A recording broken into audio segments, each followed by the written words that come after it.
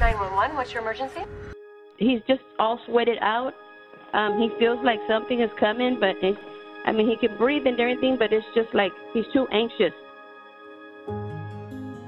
My name is Jose Gonzales. This is my wife, Lydia Gonzales. Hi, my name is Tara Egan. I'm a paramedic at Titus Regional Medical Center.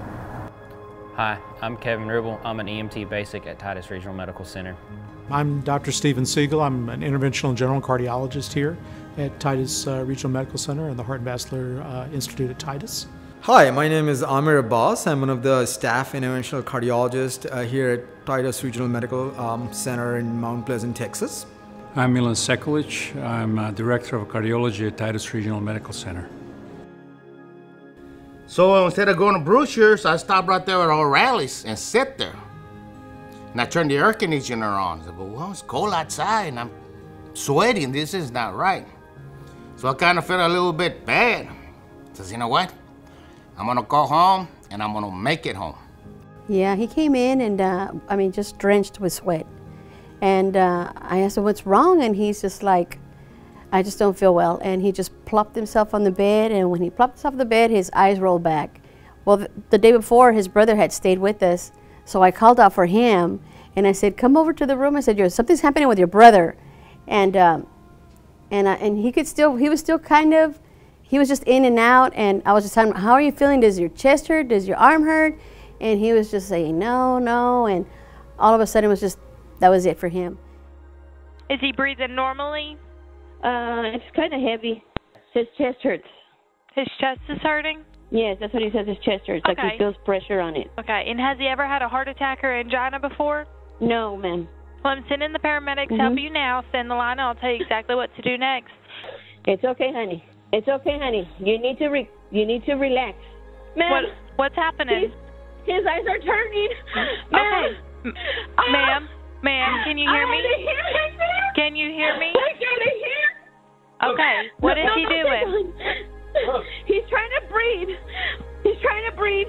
Okay, is he breathing? Okay, so we need to lay him. Is he on the bed or is he on the ground? Yes, he's on the bed. Okay, we need to get him flat on the ground with nothing under his head, okay? I'm gonna help you do chest compressions so we can help him out, okay? We're going to pump the chest hard and fast, at least twice per second, and 2 inches deep. And we're going to let the chest come all the way up between pumps, and we're going to do this until help can take over. And count out loud so I can count with you. Okay? I'm going to count. So, ready? Okay, go ahead. 1, 2, 3, 4. 1, 2, 3, 4. When we arrived on scene, we found Mr. Gonzales in a back bedroom of the residence, and bystander CPR was in progress. We confirmed he was in cardiac arrest and began CPR on him and getting our pads and getting him hooked up on our monitor. He was in ventricular fibrillation. At that point, we defibrillated him per our protocols. Early defibrillation is key in these situations. After that, we immediately began CPR again, started putting an airway in, getting IV access, and giving cardiac medications. Just came in as a routine chest pain call that we thought while en route. Dispatch notified us and says, hey, be advised CPR instructions are being given at this time.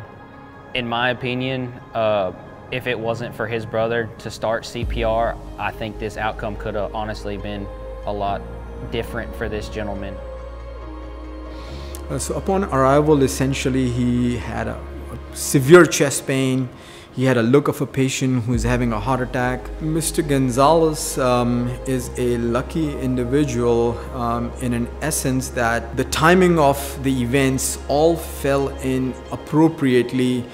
Time lost is muscle loss, which can then have grave consequences in the long run if the patient lives. The thing that gets all the headlines are the people who come in with heart attacks and they're on death's door, and we bring them back and we save them and they get on with their lives, and that's tremendous.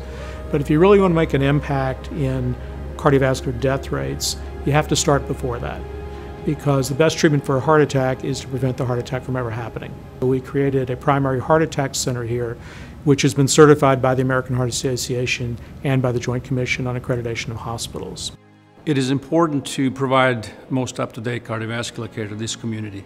It is important to have all of these pieces coordinated in one cohesive unit. And we are fortunate to have all of these segments of care really up-to-date at Titus Regional. It's critical in that sequence of events that patients and the families do call 911 once they recognize their symptoms of chest pain. It is absolutely essential to call 911. Calling 911 will get you to the hospital or get you care 40 to 60 minutes faster. The first call to saving Mr. Gonzales' life was the phone call to 911. To know that they have the level of cardiac care is wonderful. It's great. Well, how grateful I am, and thank them for, you know, the jobs that they did, you know, of being there, taking care of him, and doing what they had to do to keep him here. I am very pleased. I am very pleased.